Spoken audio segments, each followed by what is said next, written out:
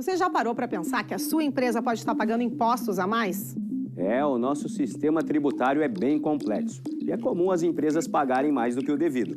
Saiba que é possível recuperar os valores dos últimos 5 anos e reforçar o seu caixa. A Fortus Tax é especialista no assunto e já ajudou muitas empresas nos seus 18 anos de atuação. E o mais importante, você só paga pelo serviço depois que o dinheiro estiver na sua conta. Fortus Tax. Pagar o justo é o nosso forte.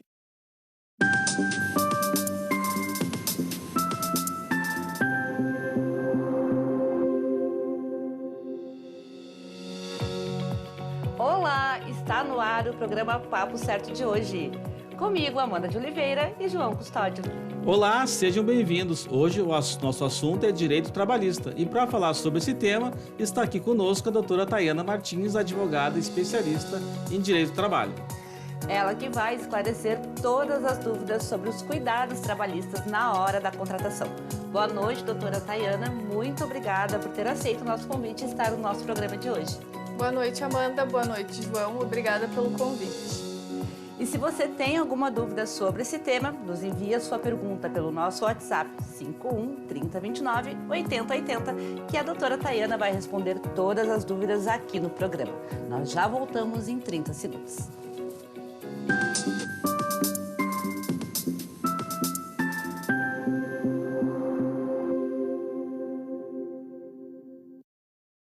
Tá difícil encontrar o profissional certo para a sua empresa? Precisa de alguém detalhista para aquela vaga no financeiro? Quem sabe um criativo para o marketing? Ou ainda, alguém focado em resultados? A Fortus RH utiliza técnicas de seleção e processos estruturados, realizando entrevistas e aplicando provas e testes específicos. Tudo isso para buscar a pessoa certa para a vaga certa. Fortus RH. Conectar pessoas é o nosso forte.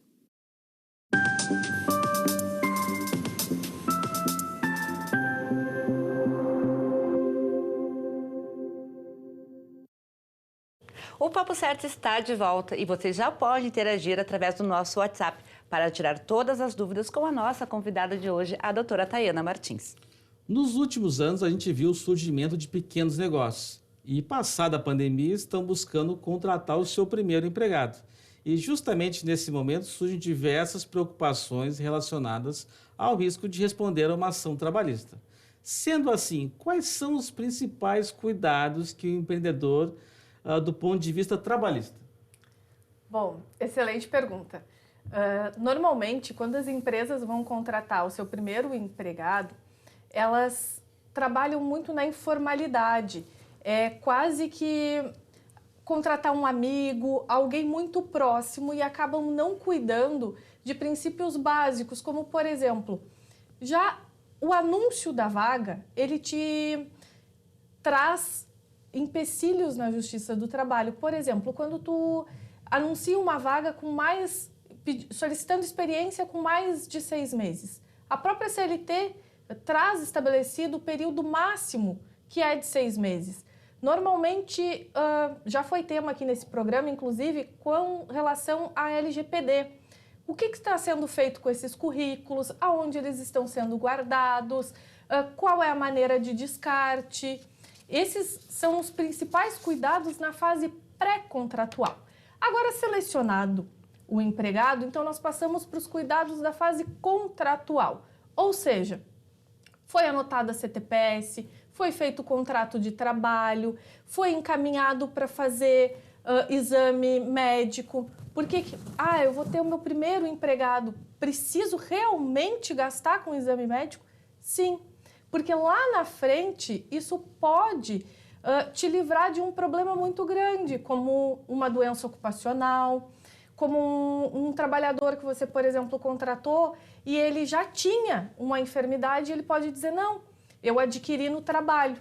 E aí você tem o exame médico para demonstrar que isso não era verdade, que ele já tinha essa enfermidade. Então, esses são os principais cuidados quando a gente vai realizar a primeira contratação, né, num primeiro momento. Claro que tem outros e que a gente vai falar ao longo do programa. E geralmente, quando a pessoa está contratando, né, pela primeira vez, já tem aquela pressa, né? Precisa de alguém para ontem. E nessa pressa acaba deixando algumas coisas para depois. Sim, normalmente a gente inicia o contrato de trabalho, né?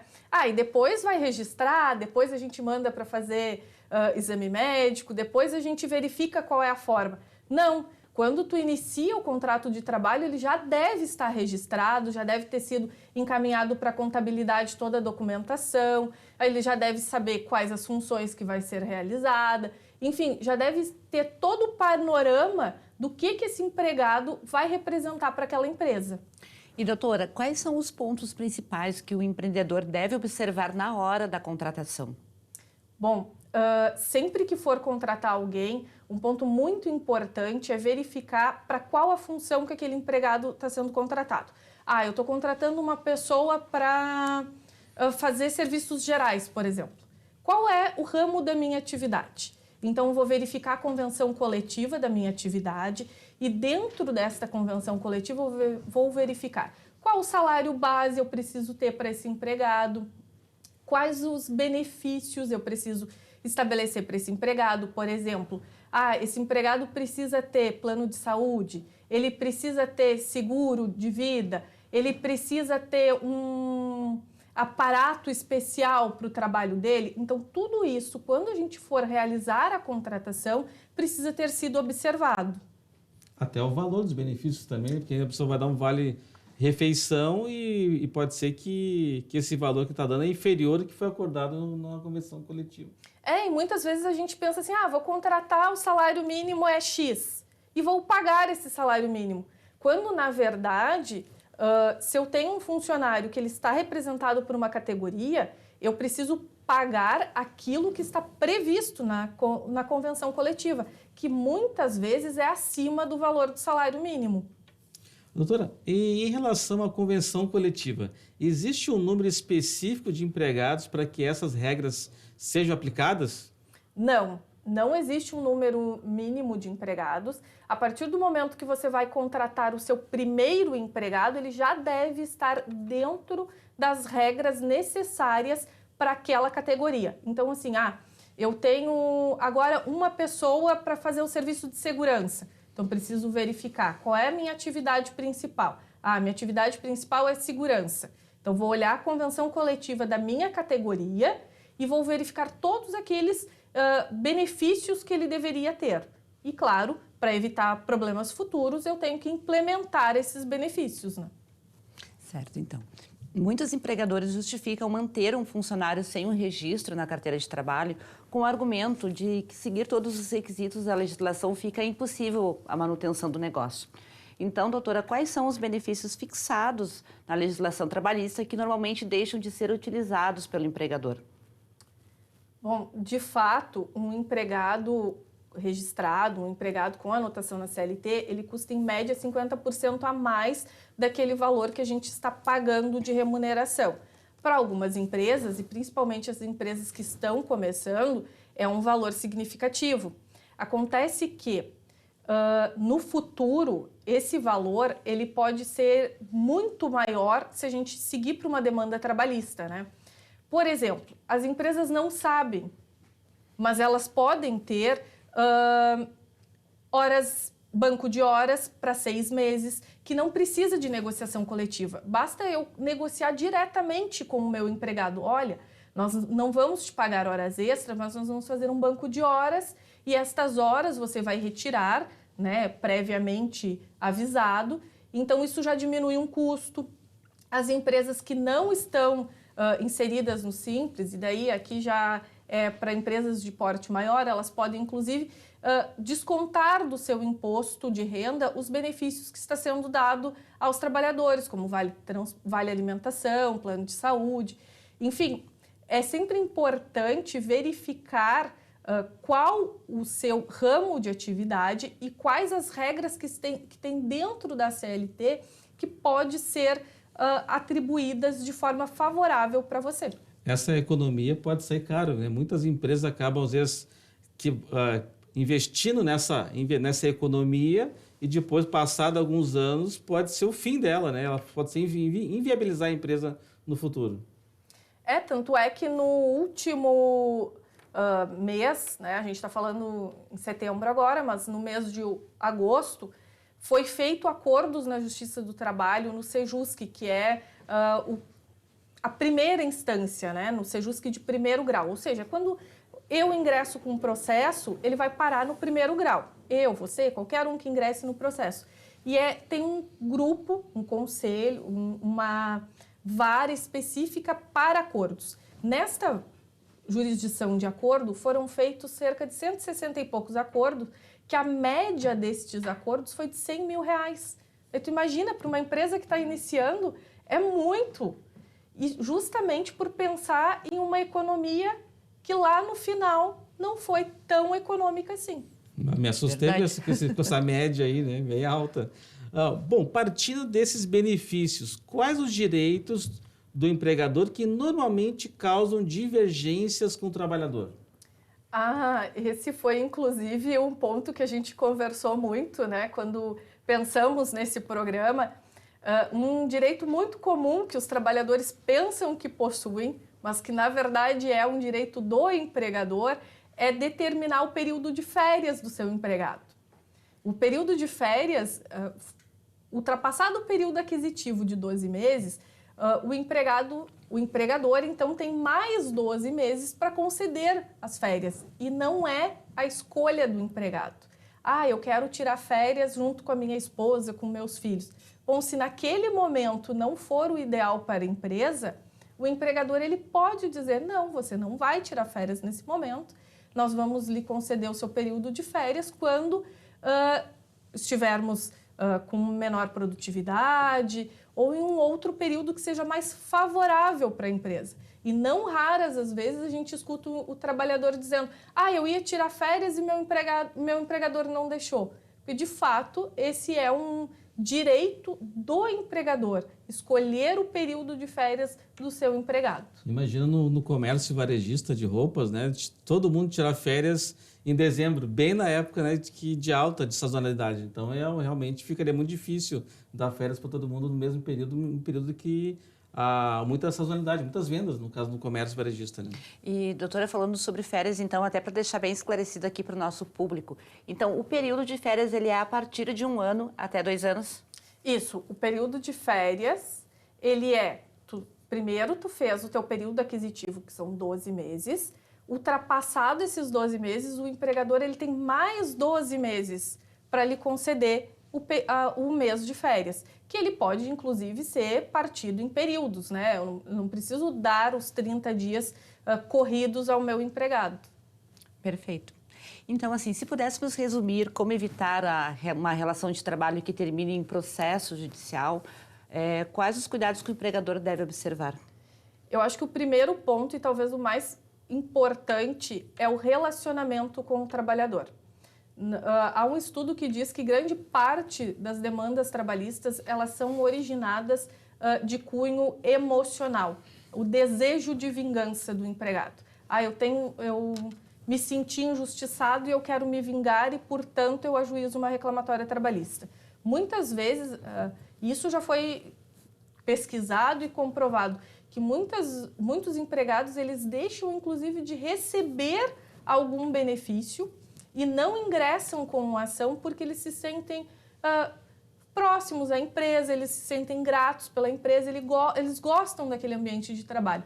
E muitos empregados receberam tudo certinho, estava tudo dentro do que determina a legislação e ingressam com uma demanda judicial porque na hora da demissão, a demissão ocorreu de forma truculenta, não foi observados os critérios de discrição, por exemplo, foi dito para o empregado, nós estamos te demitindo por isso, por motivos, né, que ele não concordou. Então, por isso que é sempre importante esclarecer para o empregado, olha, nós estamos te desligando neste momento porque nós esperávamos esta conduta, nós não recebemos esta conduta e, portanto, mas de uma forma tranquila e mais amena possível.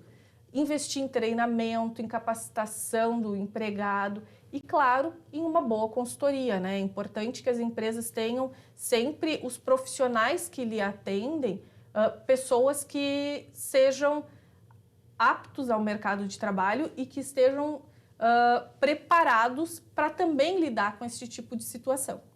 O papo está muito bom, mas nós vamos fazer um rápido intervalo e já voltamos com o nosso Papo Certo. Fique aí com a gente.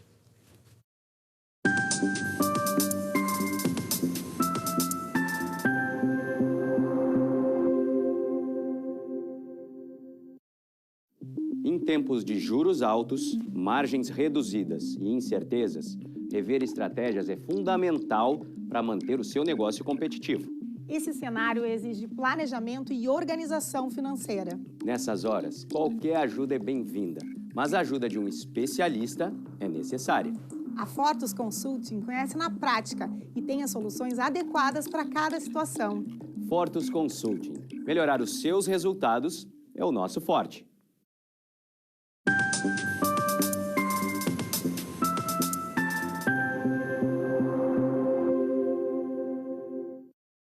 Voltamos com o Papo Certo, lembrando que de segunda a sexta, às 8 da noite, estaremos aqui ao vivo e contamos com a sua audiência. Você pode nos seguir nas redes sociais e enviar a sua pergunta através do nosso WhatsApp 51 3029 8080. Doutora, por que alguns empregadores optam por firmar outros tipos de contratos que não CLT? Bom, João, normalmente os empregadores pensam em firmar um outro tipo de contrato na esperança de economizar. Por exemplo, vou contratar alguém no modelo PJ ou no modelo de prestação de serviço pessoa física para economizar, não vou precisar pagar FGTS, não vou precisar recolher INSS. Só que a gente tem visto, e os anos têm nos demonstrado, que esta é uma economia que lá na frente ela pode ser negativa para a tua empresa. Tu pode estar criando um passivo trabalhista já neste momento.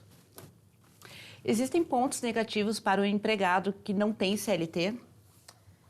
Claro, o empregado que não tem o recolhimento, não tem a sua carteira de trabalho assinada, ele não vai ter recolhimento de INSS, ele não vai ter contribuição do FGTS. Então, por exemplo, um empregado que não está com a sua CTPS anotada, se ele está atravessando a rua, por exemplo, Deus defenda, sofreu um acidente, ele não vai estar amparado pela Previdência Pública. Ele não vai poder se ausentar do trabalho e muitas vezes ele vai ter que continuar trabalhando ainda doente. Ou, por exemplo, um empregado que não tem recolhimento de FGTS, ele não vai poder financiar sua casa própria, não vai poder utilizar este valor em benefício próprio. Então, claro que a ausência da anotação da CTPS traz ao empregado, sim, grandes prejuízos. Bom, a doutora poderia explicar como funciona o modelo de contratação intermitente, uma forma que vem crescendo muito? Claro, João. O contrato intermitente é aquele que a gente tinha antigamente do esporádico. Eu tenho um garçom que vem de vez em quando na minha no meu restaurante, por exemplo. Eu chamava ele para trabalhar sexta, sábado e domingo e pagava por esses dias. O que acontecia? Lá no futuro, eu chamava ele também para vir numa quarta, numa quinta, e daqui a pouco eu tinha um vínculo de trabalho constituído. O que a CLT fez? Ela trouxe esta figura do trabalhador esporádico para dentro do contrato de trabalho. Então, a partir deste momento, eu posso registrar uma pessoa como CLT para contrato de trabalho intermitente. E eu só vou pagar pelos dias que efetivamente trabalhado. Eu posso chamar um intermitente para trabalhar na minha churrascaria, como o exemplo que eu utilizei, na sexta, sábado, domingo, e aí de segunda a quinta eu não preciso chamar. Só tem um problema neste caso. Sempre que a gente chamar o empregado neste período, quando encerrou o período que ele foi chamado, eu devo pagar os valores, né, as horas combinadas, mais o FGTS deste período, mais as férias proporcionais a este período e o 13º proporcional deste período.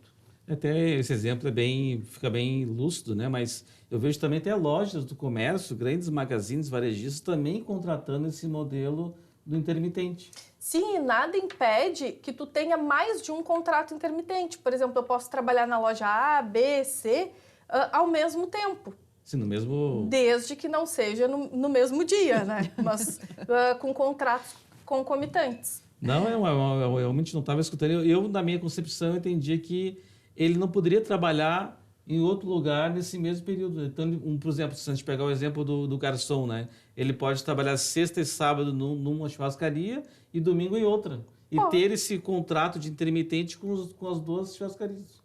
Imagina que o caso também dos motoboys deve acontecer bastante esse tipo de contratação, né, doutora? Normalmente, os motoboys, eles são contratados como ou freelance, né, que daí já é um outro tipo de contratação, eles já são contratados como pessoa jurídica, porque a maioria dos motoboys tem a sua própria empresa, que normalmente, eu faço teleentrega para uma pizzaria à noite, mas durante o dia eu faço teleentrega para um escritório, para uma loja. Então, mas para as empresas que optam ter um motoboy registrado, este também é um modelo a ser pensado. Muito interessante. E nós já recebemos algumas perguntas através do nosso WhatsApp, 51 3029 8080. A Jéssica de Sapucaia perguntou: fui contratado por uma empresa que faz serviços terceirizados. A empresa que contratou esse serviço pode me dar algum tipo de benefício? Bom, muito interessante essa pergunta da nossa ouvinte. Não. A empresa que te resumidamente, não. Por quê? Porque quando tu contrata uma empresa para prestar serviços para ti, e a partir deste momento tu dá um benefício àquele funcionário da empresa que está prestando o teu serviço, tu atrai a responsabilidade daquele contrato de trabalho. Então, em eventual ausência de pagamento da empresa empregadora, eu, como contratante desta empregadora, vou ter que pagar pelos valores que não foram pagos. É um exemplo que, só para ficar claro, assim, então, uma pessoa é vigilante, é contratada da empresa a empresa A presta serviço para a B. A B não pode dar um benefício para esse vigilante, no caso. Não, não pode. O que a B pode fazer é, na hora de contratar a empresa A, dizer, olha, eu quero ter 15 vigilantes e que todos tenham seguro de vida, que todos tenham vale-refeição no valor X, que todos recebam auxílio combustível. Quanto tu vai me cobrar por este contrato? Mas diretamente a empresa B chegar e dizer, Tayana, tu está trabalhando como vigilante para o João, eu vou te pagar o auxílio combustível que eu dou aos meus empregados. Não, porque a empresa B vai estar atraindo para ela um ônus que não lhe compete. Chegou uma pergunta aqui pelo nosso WhatsApp. O Luciano, de Estância Velha, perguntou: se a empresa que contrata uma terceirizada pode pagar horas extras para o funcionário ou deve pagar para a empresa na qual este funcionário trabalha? É a mesma coisa. Quando a empresa precisa de mais horas, ela vai pagar para a empresa A, que é a que ela contratou, e não diretamente ao seu empregado. Porque a partir do momento que eu pago horas extras para um empregado terceirizado, um empregado que não é meu, eu atraio a responsabilidade daquele contrato de trabalho. Eu faço com que todos os outros valores que esta empresa não pagou, eu venha ter que pagar num futuro. Perfeito. A Juliana de Iguaíba está perguntando qual a forma correta de pagamento de horas extras. É possível o empregado combinar com o patrão ou o que está no contrato? Bom, a forma correta, Juliana, de pagamento das horas extras é aquela que está na legislação ou na tua convenção coletiva. Não há possibilidade de, eu tenho um empregado e eu vou combinar com ele que agora eu vou pagar 20% pela hora extra.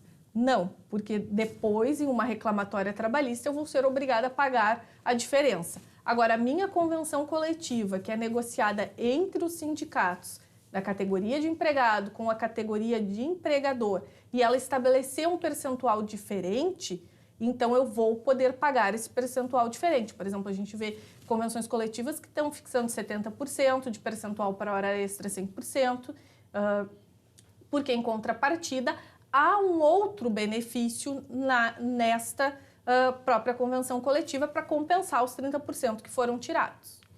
Temos mais uma pergunta aqui no nosso tablet, então. O final 8002 perguntou: quando um funcionário assume outra função para substituir um colega, em férias, ele deve ganhar o valor proporcional do cargo assumido? Sim. Ele deve receber uma remuneração por estar fazendo um cargo em substituição, por estar assumindo uma função em substituição. Não necessariamente seja o valor da outra pessoa, mas ele precisa, se ele vai assumir todas as responsabilidades daquela outra pessoa, sim, ele precisa receber uma remuneração proporcional àquela outra pessoa. Se ele vai assumir algumas destas funções, por exemplo, eu tinha um gerente, ele fazia planilhas, relatórios e atendimento ao cliente, eu vou fazer só o atendimento ao cliente do gerente, então eu devo receber um adicional pelo acúmulo destas funções temporariamente. Perfeito. Bom, o funcionário que é contratado por RPA, ele pode receber horas extras e feriados pela empresa? Não, um funcionário que na verdade, quando há uma contratação RPA, ele não é um funcionário, né? Ele é uma pessoa física que está prestando serviço. Então, quando há a prestação de serviços, o que ele faz? Ele estipula um valor de horas e ele diz, eu vou cobrar R$20 a minha hora. E aí, neste momento, ele fez 4 horas, ele vai receber pelas 4 horas. Ele fez 6 horas, ele vai receber pelas 6 horas. Não se trata de horas extras, e sim de ampliação do contrato. Doutora, e qual o principal motivo de reclamatórias trabalhistas aqui no Rio Grande do Sul? Tem algum motivo que se destaca mais ou é tudo meio parecido? Não, tem motivos diferentes, né? A gente pode pesquisar no site do TRT4, que é o TRT da nossa região aqui do Rio Grande do Sul, e há um banner chamado Jurimetria, que a gente consegue verificar todos os valores. O campeão em 2021 foi o adicional de insalubridade, com mais de 21 mil pedidos. Ingressou na Justiça do Trabalho mais de 21 mil reclamatórias trabalhistas, pedindo diferença de adicional de insalubridade. Altíssimo número mesmo. Eu queria então agradecer a doutora Tayana Martins pelos esclarecimentos e agradecer também por ter aceito o nosso convite de vir aqui no nosso programa. Amanda, João, eu que agradeço o convite de vocês e me coloco à disposição. Obrigado pela sua audiência. Lembrando que o Papo Certo é reprisado de segunda a sexta, às 7h30 da manhã, aqui na Ubra TV. E o programa Papo Certo, então, volta amanhã ao vivo com o Dr. Márcio Hartz, falando sobre planejamento e consultoria previdenciária.